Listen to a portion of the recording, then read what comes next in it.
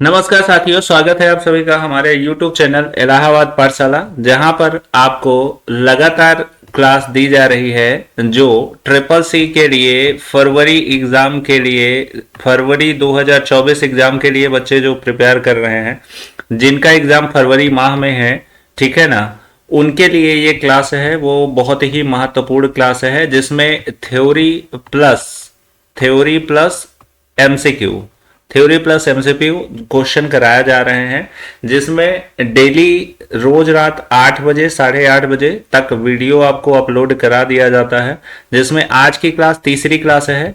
चलिए शुरू करते हैं आज की क्लास।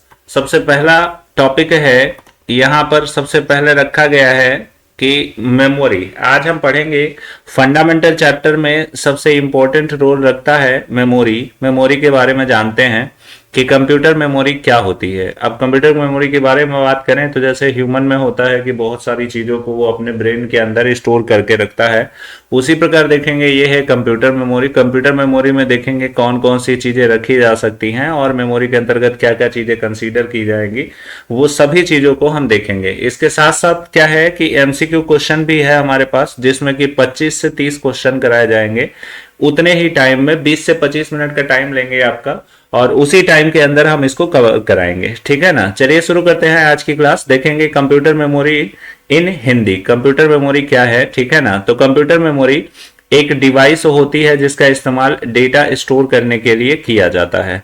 दूसरा पॉइंट है, दूसरे शब्दों में कहें तो कंप्यूटर मेमोरी कंप्यूटर का एक महत्वपूर्ण हिस्सा है जिससे डाटा को स्टोर करके रखा जा सकता है। बिना मेमोरी के कंप्यूटर काम नहीं कर सकता, ठीक है ना। अगला पॉइंट है, जिस प्रकार से मनुष्य डेटा की सूचना को स्टोर करने के लिए अपने दिमाग का इस्तेमाल करता है, उसी प्रकार से कंप्यूटर में डेटा इंफॉर्मेशन स्टोर करने के लिए मेमोरी का इस्तेमाल करता है, ठीक है ना। नेक्स्ट पॉइंट है, सरल शब्दों में कहें तो कंप्यूटर मेमोरी एक इलेक्ट्रॉनिक डिवाइस होता है जिसका इस्तेमाल प्रोग्राम और सूचनाओं को स्टोर करने के लिए किया जाता है।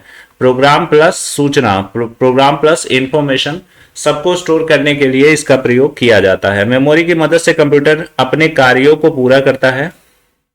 अगला पॉइंट कहता है कि कंप्यूटर में मेमोरी के को छोटे छोटे हिस्सों में डिवाइड किया जा सकता है, जिसे हम सेल कहते हैं।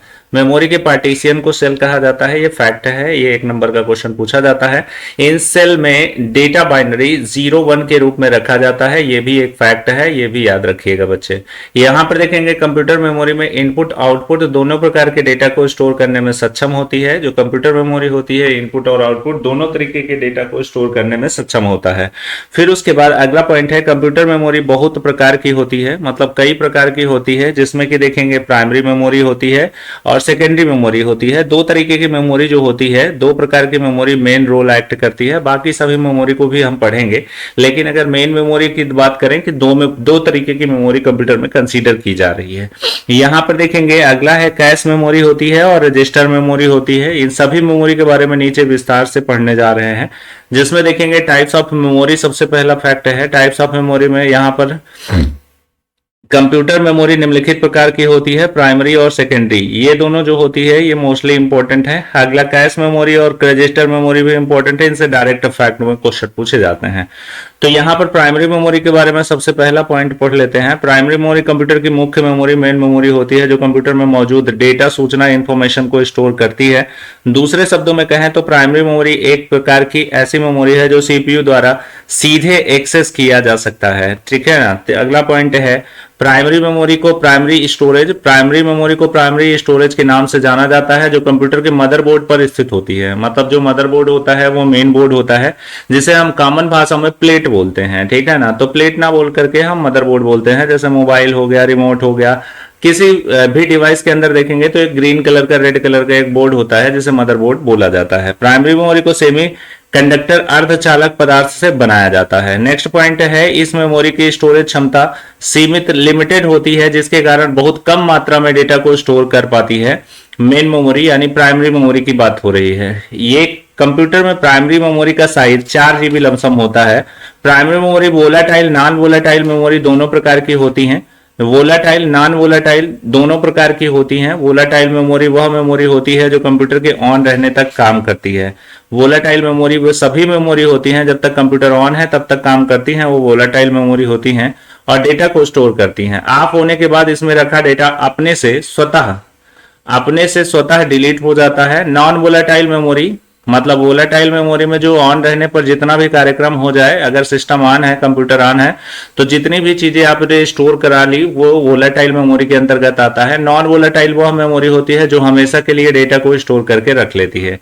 मतलब कंप्यूटर में जो डेटा परमानेंटली रखा जा सके वो नॉन वोलेटाइल है। वोलेटाइल और नॉन वोलेटाइल से एक एक नंबर का क्वेश्चन पूछा जाता है आपके SSC एग्जाम में, ठीक है ना। नेक्स्ट पॉइंट है, सेकेंडरी मेमोरी की तुलना में प्राइमरी मेमोरी महंगी होती है, लेकिन यह तेज गति स्पीड डेटा के साथ एक्सेस करती है। इस मेमोरी के दो प्रकार होते हैं, पहला रैम और दूसरा रोम होता है। ये दोनों फैक्ट हैं, इसका फुल फॉर्म भी एग्जाम में पूछा जाता है। फिर उसके बाद यहाँ प्राइमरी मेमोरी का प्रकार है, जिसमें कि पहला प्रकार है रैम। रैम जो होता है वो प्राइमरी मेमोरी के अंतर्गत कंसीडर किया जाता है।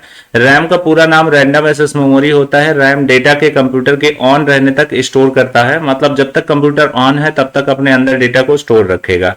एक प्रकार से डेटा को होल्ड करके रखेगा, और जैसे ही कमांड मिलेगा सेव बटन का, तो क्या होगा, सेव का कमांड मिलने पर मेन मेमोरी के अंदर डेटा को ट्रांसफर करा देता है। कंप्यूटर के ऑफ होने पर इसमें जो डेटा अपने आप डिलीट हो जाता है। अगर कंप्यूटर में डेटा को स्टोर ना किया गया और कंप्यूटर अचानक से ऑफ हो गया सडनली, तो क्या होगा कि जो रैम के अंदर जितना भी डेटा था वो आपका लॉस हो जाएगा, डिलीट हो जाएगा, स्वतः डिलीट हो जाएगा। इसलिए इसे वोलेटाइल मेमोरी कहा जाता है, ठीक है ना। रैम को सिस्टम मेमोरी और रीड राइट मेमोरी के नाम से जाना जाता है। इसमें डेटा को एक्सेस करने के लिए बिजली पावर की आवश्यकता पड़ती है, यानी कि कंप्यूटर ऑन होना कंपलसरी है। यदि कंप्यूटर बंद हो जाता है तो बिजली चली जाती है, यानी पावर ऑफ हो जाता है, तो मौजूदा सभी प्रकार का डाटा जो होता है वो ऑटोमेटिकली डिलीट होता है।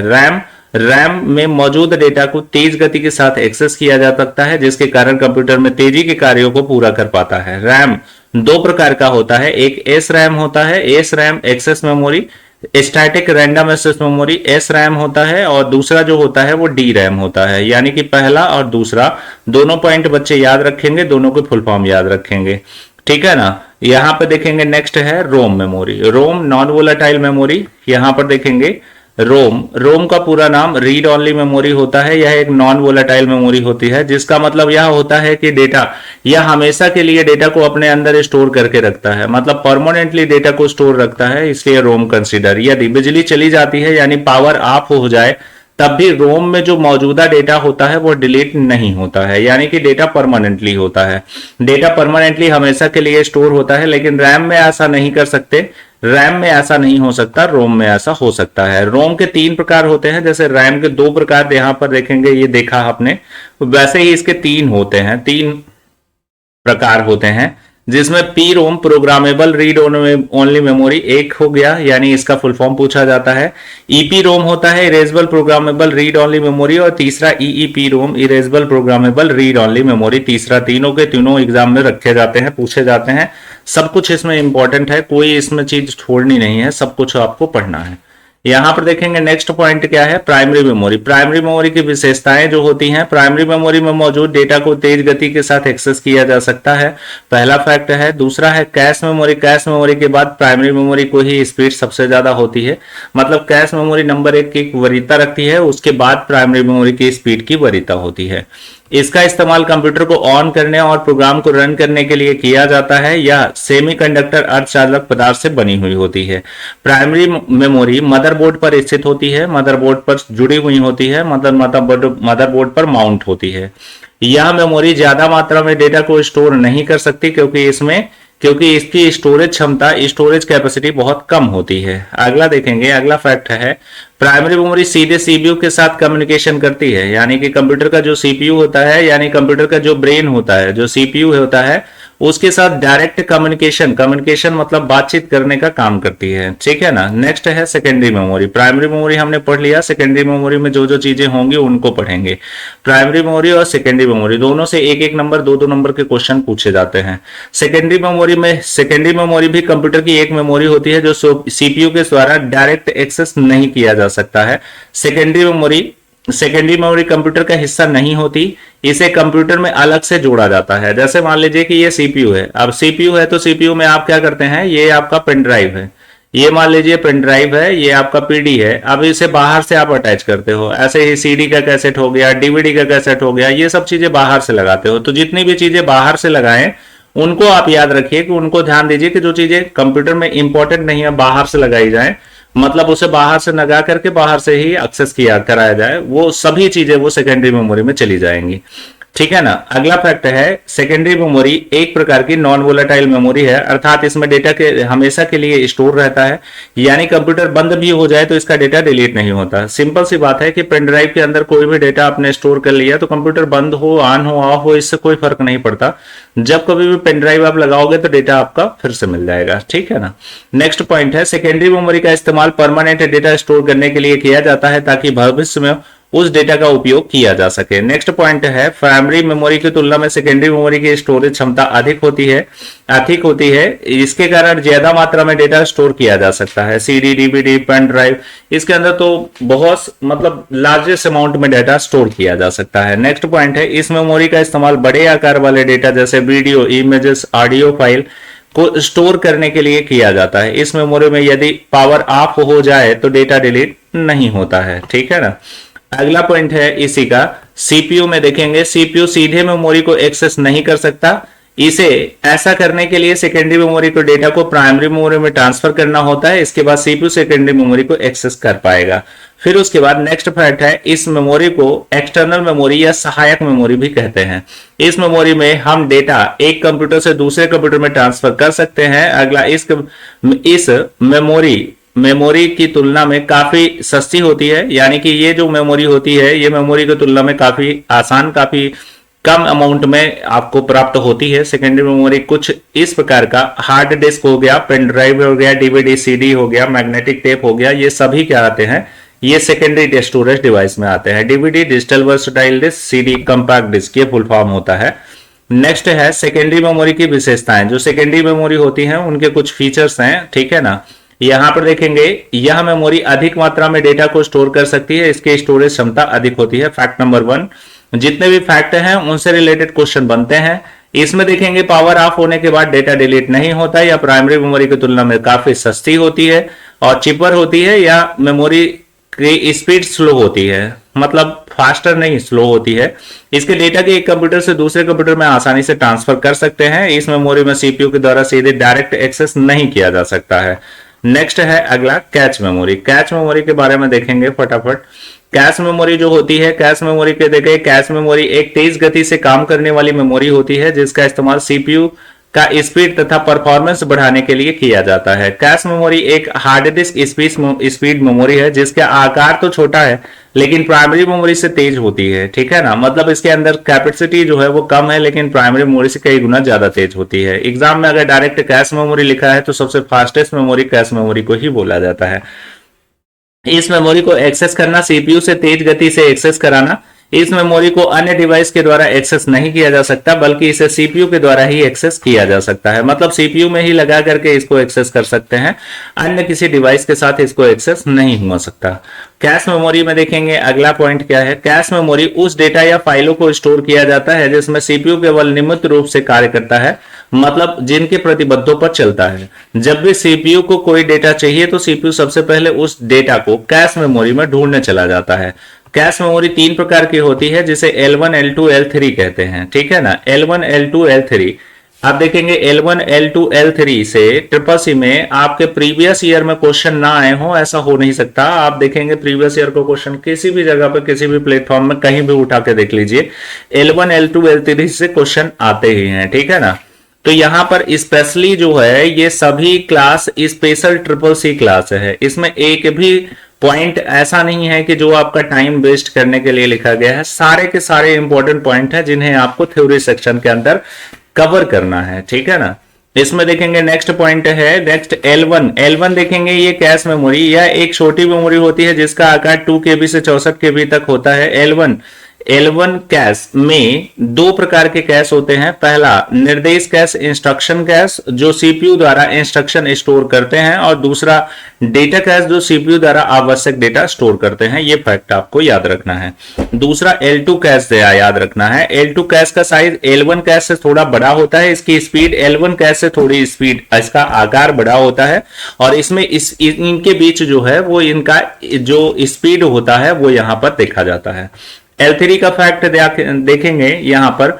L3 में देखेंगे यह साइज L1 L2 से थोड़ी बड़ी होती है, मतलब ये लार्ज साइड है। अगर बोला जाए तो पहला छोटा, उससे बड़ा, फिर सेकेंड वाला, फिर उससे बड़ा L3, ठीक है ना। यह थोड़ी बड़ी होती है, इसकी स्पीड L1 और L2 कैश मेमोरी से थोड़ी कम होती है। इसका आकार 1 MB से 8 MB तक होता है, ठीक है ना। तो ये देखेंगे L1 L2 L3 पूछा जाता है तो कौन सी बड़ी है ये आपको पता होना चाहिए। तो क्रम अनुसार है, ज्यादा इसमें कुछ माथा पच्ची नहीं करनी है, बहुत ही आसान तरीके से याद हो सकता है।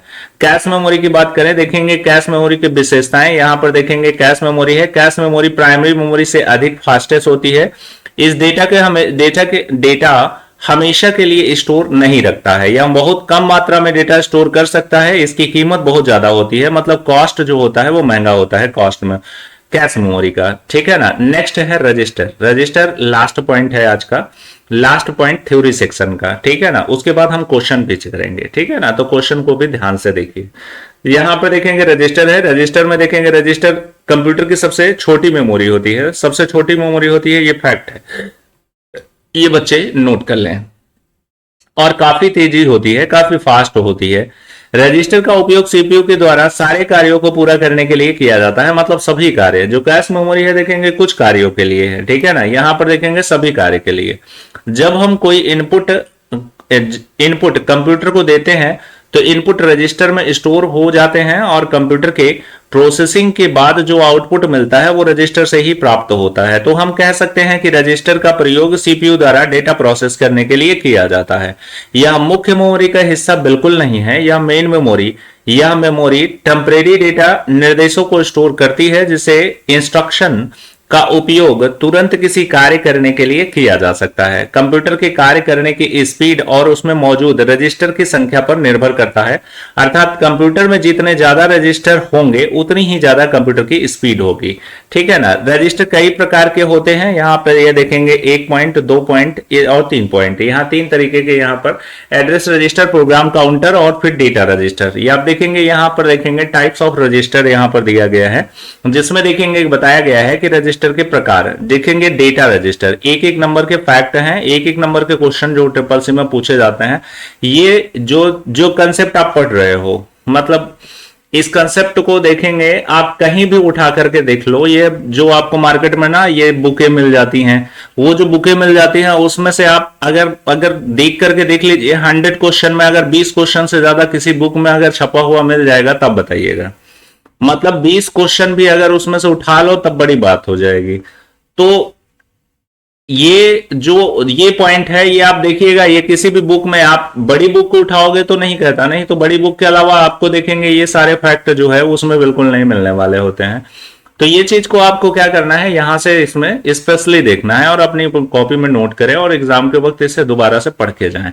डेटा रजिस्टर, यह एक 16 बिट रजिस्टर है। इसका उपयोग सीपीयू के द्वारा प्रोसेस किए जाने वाले ऑपरेंड वेरिएबल्स को स्टोर करने के लिए किया जाता है।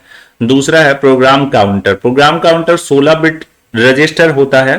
रजिस्टर ऊपर आपने पढ़ा है, रजिस्टर कैश मेमोरी और रजिस्टर मेमोरी, वही चीज यहां पे है, वही उसी का देखेंगे। यहां पर अलग अलग मेजर है, अलग अलग साइज है, जो एग्जीक्यूट होने वाली अगली इंस्ट्रक्शन निर्देश एड्रेस को स्टोर करके रखता है। तीसरा है इंस्ट्रक्टर रजिस्टर, यह भी एक 16 बिट रजिस्टर है और उन इंस्ट्रक्शन को स्टोर रखता है जो मेन मेमोरी से प्राप्त होते हैं, ठीक है ना। ये एड्रेस के लिए, मेन मेमोरी के लिए, ठीक है ना, और ये प्रोग्राम वेरिएबल्स को स्टोर करने के लिए। फिर उसके बाद एक्यूमुलेटर, यह रजिस्टर 16 बिट का होता है जिसका इस्तेमाल कंप्यूटर द्वारा उत्पन्न प्रोड्यूस आउटपुट को स्टोर करने के लिए किया जाता है। ये आउटपुट के लिए सब देखेंगे अलग अलग काम कर रहे हैं।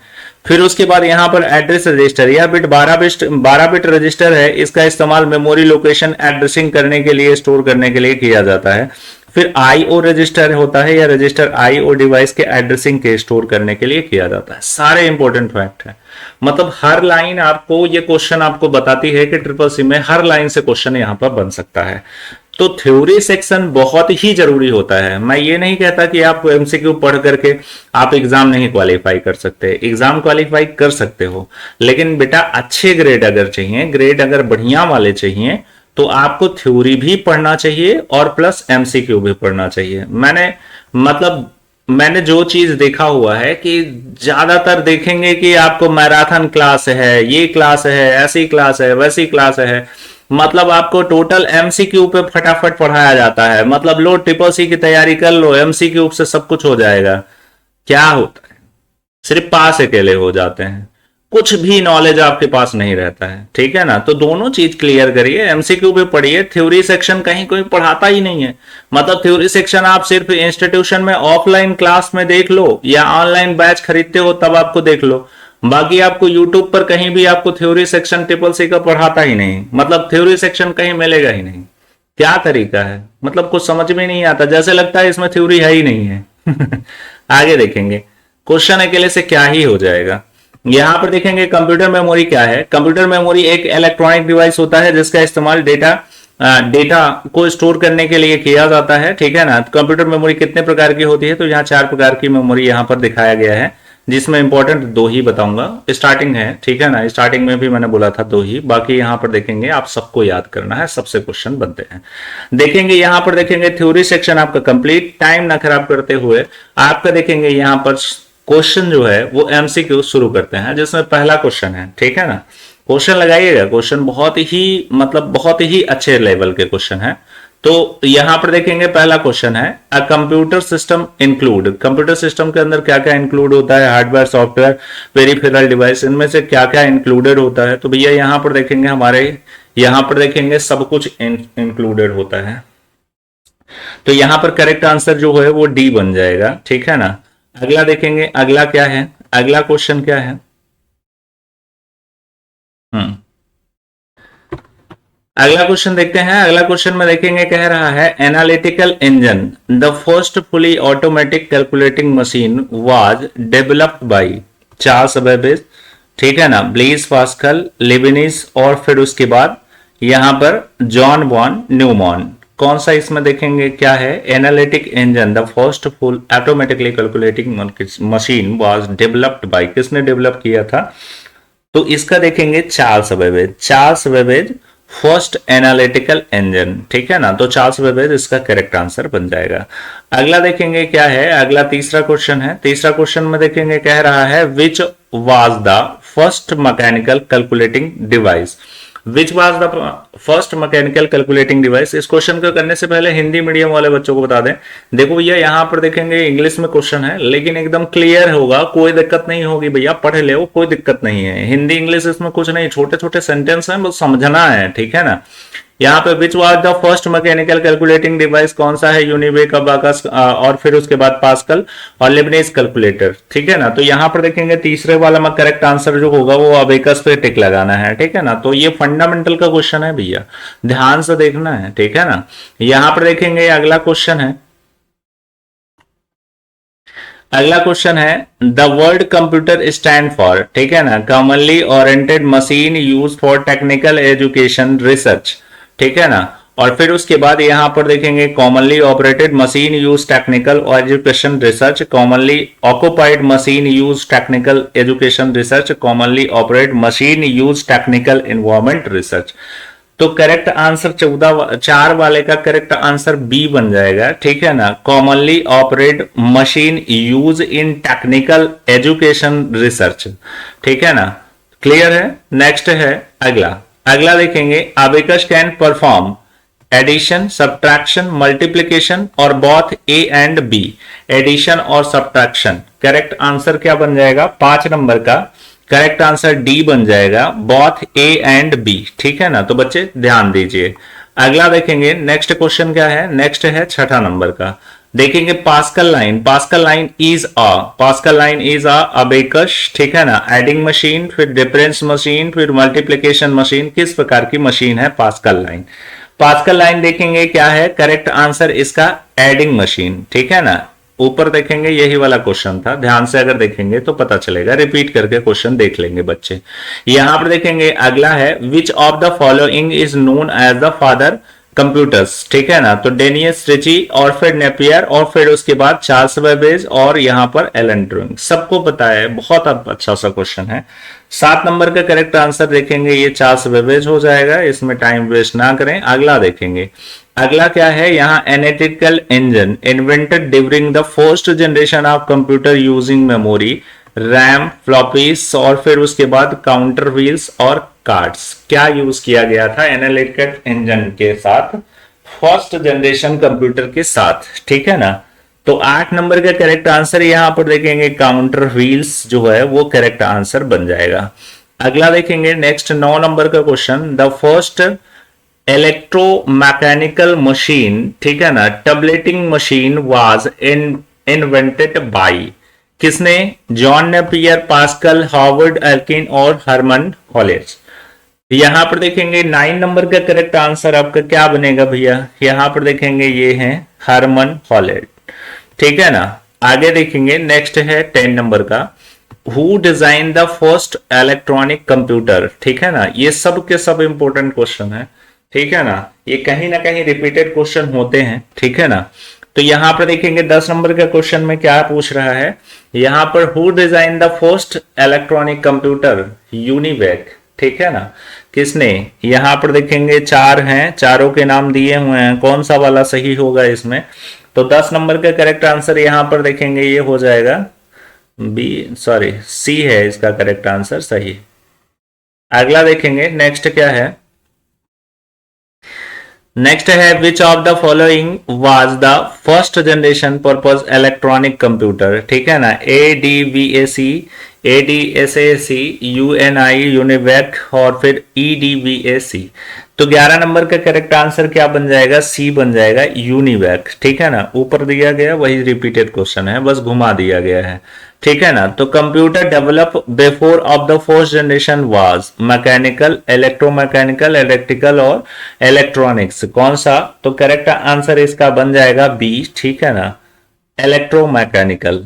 अगला देखेंगे नेक्स्ट कितना है, नेक्स्ट 13 नंबर का क्वेश्चन है, टोटल 20 से 25 क्वेश्चन होंगे, ठीक है ना। तो फटाफट क्लियर करते हैं, देख लेते हैं, आज की क्लास थोड़ा लंबा हो रहा है। यहां पर देखेंगे फर्स्ट जनरेशन कंप्यूटर यूनिवैक और ENYAC, ठीक है ना, वास base on transistor, semiconductor, vacuum tube और आईसीस, ठीक है ना। तो किसके बेस पर बना था, तो करेक्ट आंसर वैक्यूम ट्यूब है, ठीक है ना। ओके, फर्स्ट जनरेशन है तो वैक्यूम ट्यूब होगा, ठीक है ना। 14 नंबर का, computer size was very large in first generation, second generation, third generation, fourth generation. अगर चारों का देखा जाए तो फर्स्ट जनरेशन सबसे बड़ा होगा, जिसका साइज आकार घर के बराबर, मतलब हॉल में कंप्यूटर में डिजाइन किया जाता था, ठीक है ना। तो 14 नंबर का करेक्ट आंसर ए हो जाएगा। अगला देखते हैं क्या है, अगला देखेंगे 15 number, which language was use by computer during the first generation. मतलब ये कल के थ्योरी सेक्शन में था, तो यहां पर देखेंगे मशीन लैंग्वेज है, असेंबली लैंग्वेज है, बोथ ए एंड बी है, नन ऑफ दीज है। तो 15 नंबर का करेक्ट आंसर ए हो जाएगा, यहां पर मशीन लैंग्वेज, ठीक है ना। अगला देखेंगे नेक्स्ट, इसीलिए बोलते हैं कि थ्योरी जरूरी है, ऐसा नहीं है कि बस कंप्यूटर मतलब क्वेश्चन पर टिक लगाया तो वहां भी क्वेश्चन पर टिक लगा दोगे, क्या वही क्वेश्चन आएगा क्या, ठीक है ना। अगला देखेंगे नेक्स्ट है, the period of second generation computer was started from, ठीक है ना। तो यहां पर ईयर्स पूछा गया है, पहली generation, second generation, third generation, fourth generation, इसमें कौन सी है जिसमें बता रहा है कि सेकेंड जनरेशन, मतलब सेकेंड वाली जनरेशन आपको बतानी है, ठीक है ना। तो सेकेंड जनरेशन में देखेंगे 1956, 1963, ये करेक्ट हो जाएगा। अगला देखेंगे नेक्स्ट क्या है, नेक्स्ट है during the second generation the size of computer was describe by replacing vacuum tube, ठीक है ना। तो आईसी, सेमीकंडक्टर, ट्रांजिस्टर, मतलब जो सेकेंड जनरेशन का कंप्यूटर था उसके अंदर क्या क्या आपने रिप्लेस किया, तो यहां पर देखेंगे क्या चीज हटाया गया। तो 17 नंबर का करेक्ट आंसर सी हो जाएगा, यहां पर देखेंगे ट्रांजिस्टर, ठीक है ना। ओके, ये वैक्यूम ट्यूब हटाया गया तो ट्रांजिस्टर। फिर उसके बाद नेक्स्ट है, फिर the second generation computer are, generation से मैक्सिमम क्वेश्चन है, सेकेंड जनरेशन को पूछ रहा है। इसमें देखेंगे 18 नंबर का करेक्ट आंसर क्या बनेगा। IBM 7094 सीरीज, IBM 1400 सीरीज और CDC 164 और आल। तो करेक्ट आंसर इसका आल बन जाएगा, ठीक है ना। ये लॉजिक वाला भी थोड़ा क्वेश्चन होता है, कभी कभी आल वाला ठीक हो जाता है, ठीक है ना। अगला देखेंगे नेक्स्ट क्या है। नेक्स्ट है which of the following statement is not correct about the second generation computer. Second generation के कंप्यूटर में कौन सी स्टेटमेंट गलत मानी जाएगी, चारों में से क्लियर करना है, ठीक है ना। तो 19 नंबर में देखेंगे क्या है, they were small, second generation है, ठीक है ना, सेकेंड जनरेशन की बात हो रही है। They were small size as a compare as a first generation computer, ये बिल्कुल सही है पॉइंट।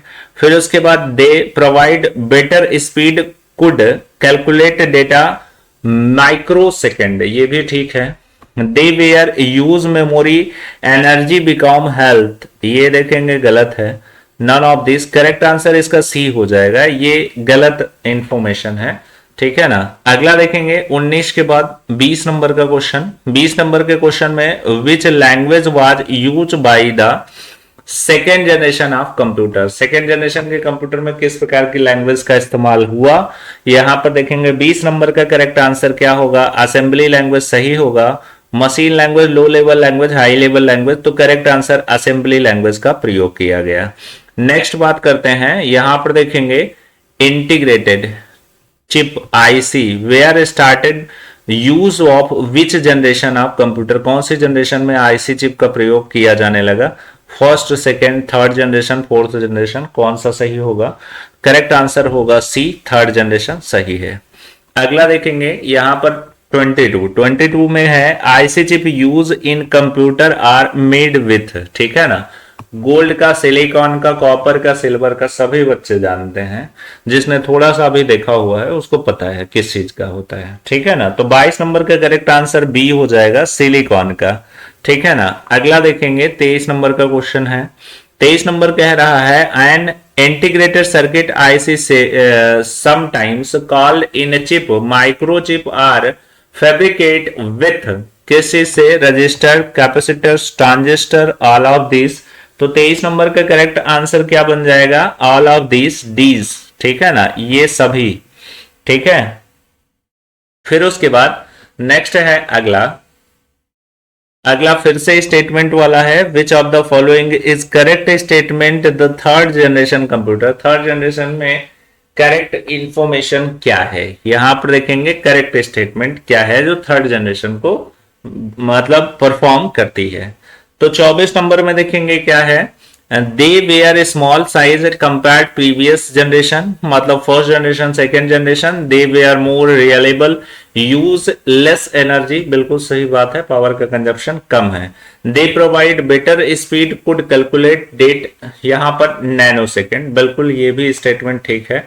इसमें ऑल आर करेक्ट, ये करेक्ट हो जाएगा, इसका यही सही है। इसमें तीनों के तीनों स्टेटमेंट बिल्कुल करेक्ट हैं थर्ड जनरेशन के लिए। नेक्स्ट है 25 नंबर का, यहां पर थर्ड जनरेशन कंप्यूटर और थर्ड जनरेशन के कंप्यूटर को पहचान करनी है, ठीक है ना। इस तरह के क्वेश्चन, ज्यादातर क्वेश्चन जनरेशन से क्वेश्चन थे, ठीक है ना। यहां पर देखेंगे आपको जनरेशन से रिलेटेड अगर इतने जितने भी क्वेश्चन है ये सब के सब आपने पढ़ लिया तो फिर क्वेश्चन घुमाएगा कैसे, बस इतने में से ही आएगा, ठीक है ना। आप देख लीजिए इसको, 1 से 2 बार इसको देख लेंगे तो सारी चीजें सब क्लियर हो जाएंगी।